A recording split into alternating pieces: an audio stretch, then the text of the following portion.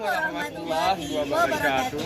Hai Rakan, saya Ina Mulia bersama Agam Imam, Duta Wisata Aceh Utara 2020. Hari ini kami sedang berada di salah satu objek wisata bahari yang ada di Kabupaten Aceh Utara, tepatnya di Pondok Pelangi Bahari Nusantara di Laga Batang, ke Desa Matang Puntung, Kecamatan Senudon, Kabupaten Aceh Utara.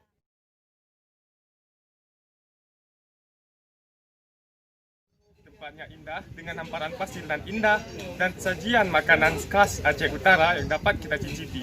Jadi rakan, mari sama-sama kita